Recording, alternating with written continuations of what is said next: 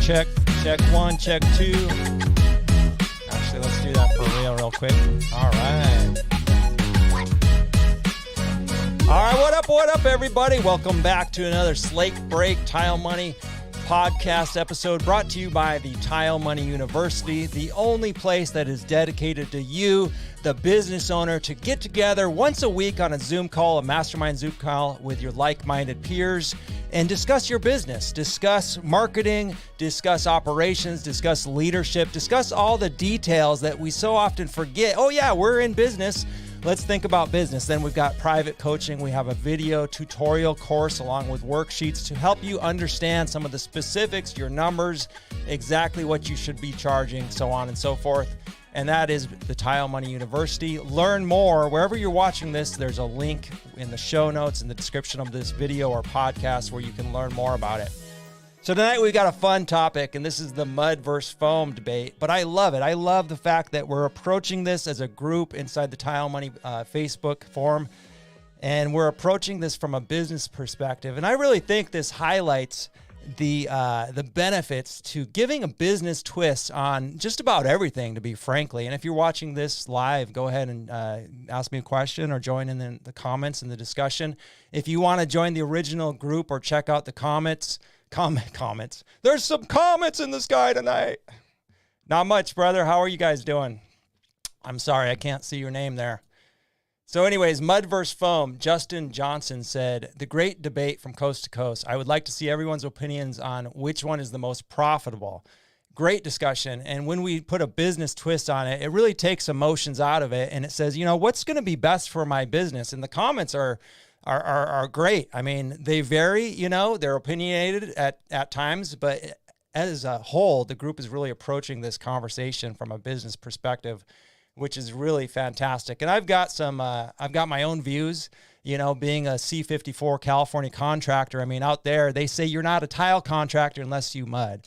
And fortunately for me, even though I grew up in the trade in Arizona and New York, I learned mud out there as well. And so here we go with these comments already. It all wins. Whatever puts money in your pocket, whatever makes the business move forward. And so that's such a true statement right there. And John Carey in the group said, mud rules. Mud is a lifetime build and perfect within fractions. And that's a very true statement as well. And one of the points I wanted to say was, when you're considering whether to use mud or not, you got layout considerations. Sometimes mud can take you, like John said, within fractions. One time we took apart a shower, and the gentleman, the contractor I had been working for, he was a builder in San Luis Obispo, and he was building he was into commercial building really, and his son was into residential, but I was working for them for a couple of years, and then he hired me to build or redo the shower in his bathroom, his master bathroom. He was selling the home, and he wanted us to do the work because he knew our skill, but he was also wanting us to reuse the glass doors, the swinging glass doors. And we said, we can do it. We took the measurements and we built that shower back, the curb and everything. And it was a 3-wall shower. So you had a half wall and then 2 walls in the door. And so it was tight, but we built it exactly to spec with mud, and you could do it with foam and all that too, but with mud, I mean, you just get it perfect. And so there's layout considerations. You go and you talk to somebody like Jimmy Reed, and you start looking at Jimmy Reed's photos of niches and zero cuts in his, against walls. I mean, you do that with considering the layout, and mud helps you do that probably better and quicker and more efficiently than anything I've ever seen. Yo, what's up? And so there's a lot of considerations when considering mud versus foam from a business perspective, no doubt. Lucas brings up another great point here. All right, so maybe for your pockets, but not wear and tear on your body. Foam wins in medical bill savings and painkillers. You know what? If you can save yourself from taking some painkillers, do that by all means. So I was going to talk about that. What about my body is the question.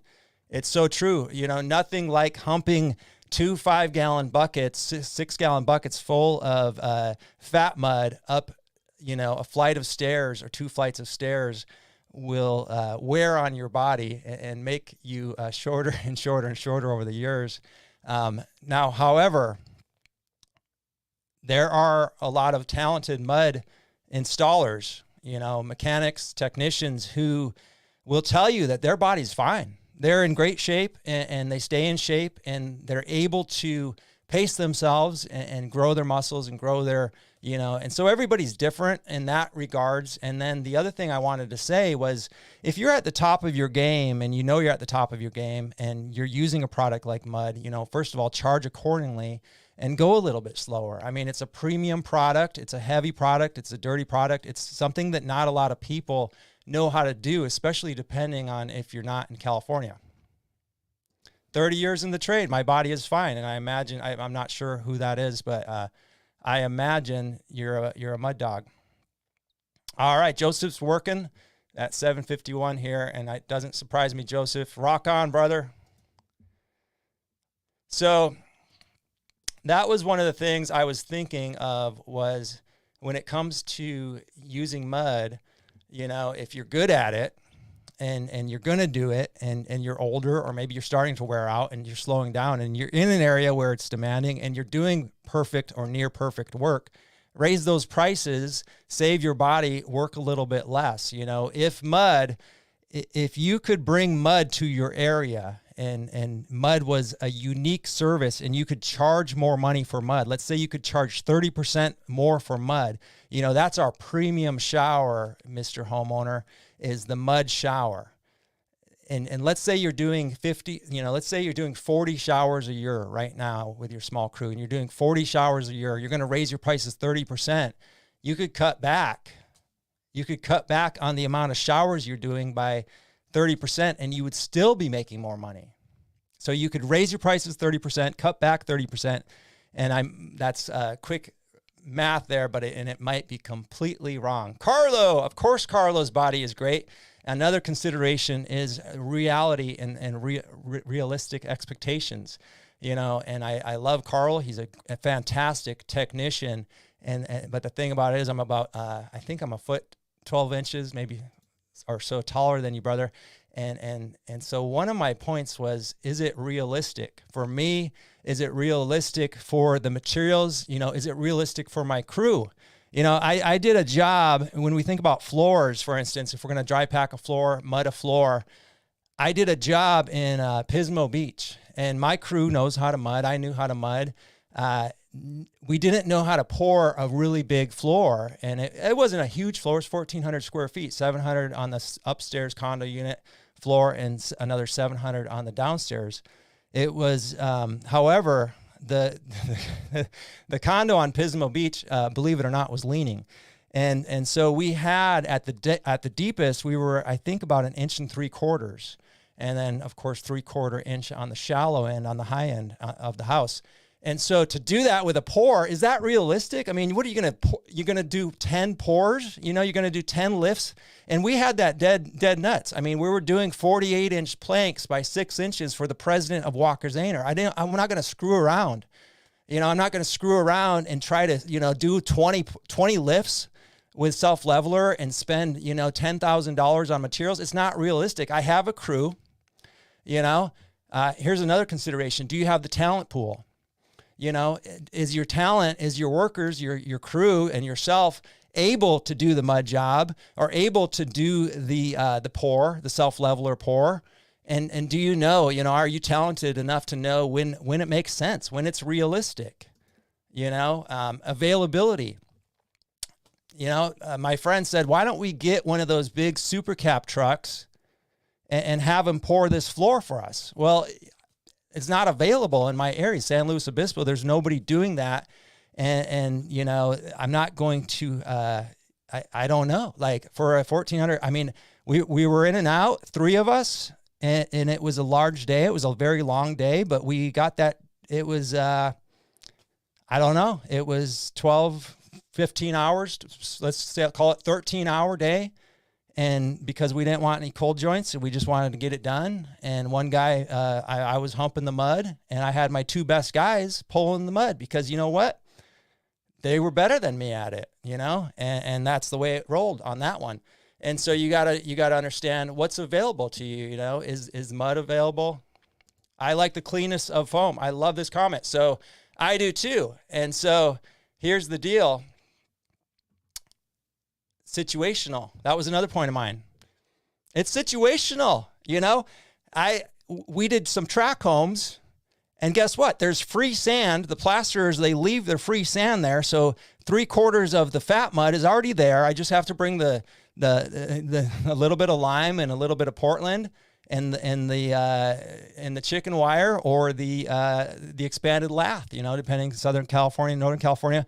But we would do the track homes, and it makes so much sense to do mud and track homes and go blow them out. Somebody in the Facebook comments said, well, you can't be fast with mud. It's like, no, you haven't done track homes. You haven't done work where you're gonna way outperform anybody, especially with the talent pool. Remember, talent pool in California, everybody knows how to float. I taught my guys how to do foam so we could do both. And when we went into condominiums or homes that had finished landscaping, we would do foam. I mean, it's so clean, and you can sell the warranty. And there's so many reasons to do foam in certain situations, and so it's definitely situational there as well.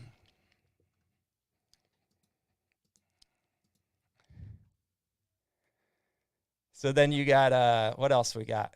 Here's another good one. Marketing. So the way I feel about at the end of the day is how are you going to differentiate your business from the other competitors? In California, I differentiated myself by offering foam. To be frank about it, not a lot of contractors were offering foam. So when everybody's going left, think about going right. Think about going upstream, because you're going to differentiate yourself. So if you're in the Midwest or somewhere where there's not everybody doing mud, it totally makes sense to learn mud and then market the hell out of it, just like your CTI, just like your license number, just like any sort of qualifications. My man, Ken Balin, he just won an award for his design from the Flooring Cover Institute of America, or I don't know who the award was from, to be honest. It escapes my mind. There's so many letters. But and I don't mean that to be funny. I just remembered Ken just won an award. And so you're going to market it. You're going to market the fact that you can mud and you can offer this premium service. We got good, better, best. I mean, people love a good, better, best choice. So I really think learning how to mud, investing in that skill, or maybe you do know how to mud, and there's people all over the country that have taken their skill and learned how to mud, or learned or taken it to another state and really capitalized on the fact that they're different. If you're different and you're doing something different, it means you're desirable. Why are you doing something different? Well, you can sell, I could sell foam. You got the lifetime warranty. We're going to be cleaner in your house. We're not going to clean out our mud box in your landscaped yard. I could sell foam on those regards. And then over here, I can sell mud in other regards. There's definitely a time and a place for both. And so that's how I really view it. I think I ran through all my points. And then I just wanted to highlight, I think, so Craig Haberman said, foam is so much more profitable for me. He's selling the materials. So that's another consideration. You can sell the materials. Your markup on foam is going to be more than your markup on mud. When you're marketing mud and you're selling mud, you're really selling your talent and charge the same as foam. And then you would, there's my argument, but again, definitely a personal decision too, And then Ron Nash said, if I had a tile business, I would try to be excellent in both methods. That way I'm able to do anything that came my way. It's very true. It's entirely situation. There are jobs that literally, they should demand mud, but the pool, the nationwide pool of talented mud installers, frankly, don't know how to do it, and so those jobs either are lesser, they're not as intricate or as complex as they could be. And maybe you've got some sort of foam wizard like Rodcat, which can probably replicate, mud closer to anybody, being that he comes from the mud background and now he's in the foam business. So maybe you have one of those situations where you can do it. And I love to see different things, but we lose these precious talents over the years. And if you excuse me for 1 minute.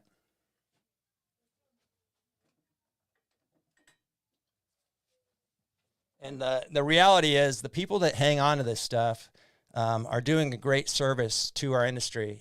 My friend Malcolm Campbell gave me this book, The Guastavino Vaulting, The Art of Structural Tile. And if you really want to read a real good tile geek book, and look at some real tile porn, you buy this book here on Amazon. And thank Malcolm for introducing you to this family if you haven't read about this family and how, they were highly skilled masons. And the men and women who hang on to anything that cannot be duplicated by a machine. And we talk about machine learning, and I'm watching Latercrete's 3D homes being printed, and I want to get in on that and learn more about that. And I'm very interested in all of it. But anytime you can preserve a talent, something that your grandfathers and great-grandfathers passed on throughout the generations, and you're going to preserve that, you're very worthy of praise. First of all, you're very intelligent because you can't replace some of this stuff with any machine. I don't care, it's just, somebody's got to run the machines at the end of the day. There's that, but then there's just the fact that at some point it doesn't make sense to try to even attempt to preserve it. And we're working in such a high demand fashion industry. It's a fashion industry. I forget who said that the other day, but it's really a fashion industry. And that stuck with me is, whether it's mud or foam or whatever, at the end of the day, it's a finished product, and it's sexy, it's bling, it's all that good stuff that people love to spend their money on. And guess what? People have more and more money these days, and hopefully you do as well. I'm a big believer in investing in yourself, investing in your business. Excuse me.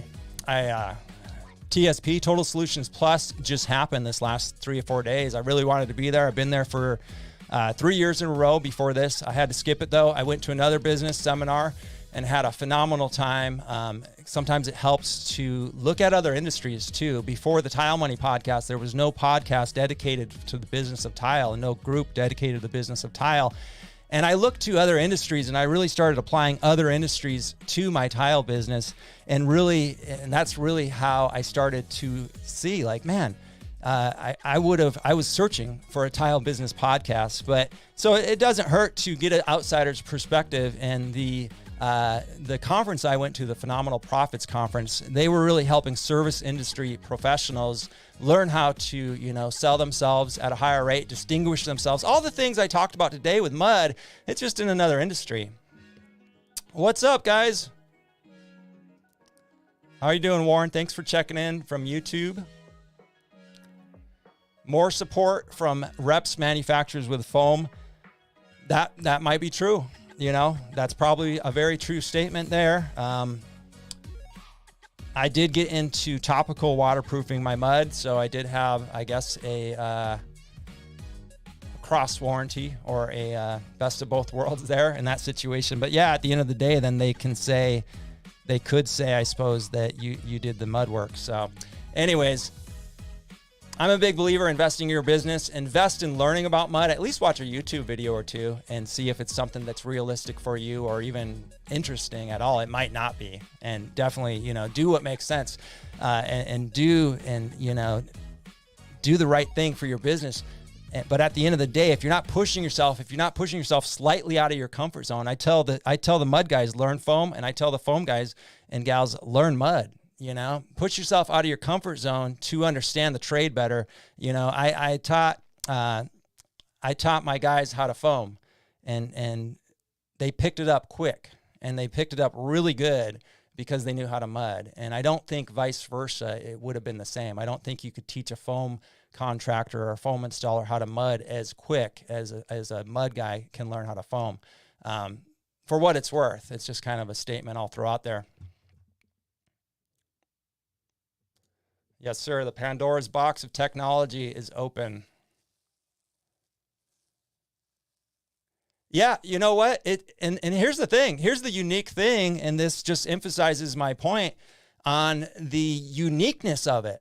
And if you're in an area where it's not, be unique. Sell a Lamborghini when everybody's selling a Toyota, and totally pitch it like that. And I'm not saying everybody should do that or wants to, but those of you who are brave and think a little bit outside of the box and want to easily distinguish yourself, it's definitely a good thing to do. That's right. All right, guys. Well, that's it. I ran out of time. I'm going too long here. Hope everybody has a good Wednesday. We had a fantastic meal. It was my turn to cook, so of course it was fantastic. I would say that. But it was, I did shrimp, and I did a Thai soup, a red Thai with a coconut milk base, and red what do they call it? Red curry paste, and it turned out really good. It was a different recipe than I'm used to, but I'm no Tom Habalt. Sorry, Tom. I'm no Tom from Dad's Dinners, but I do own an Instant Pot, so I did use it. So I hope everybody's having a good night.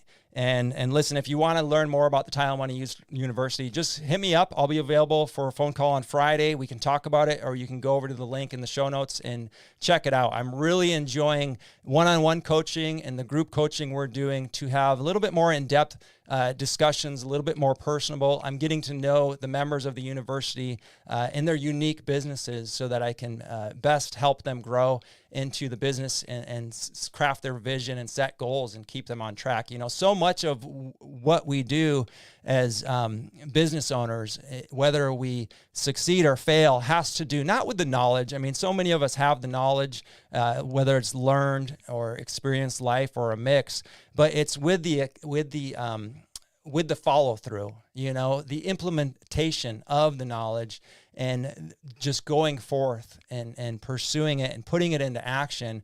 And that's really what the group coaching is all about. It's keeping people on track. And in fact, I think that's one of the strengths of this podcast in general and the Facebook group is just reminding people, oh yeah, we're in business too. All right, Tile friends. Well, like every time I sign off, stay positive out there. A lot of crazy stuff going on. And above all else, please, please, please stay profitable, Tile friends. All right, over and out. We'll talk at you later.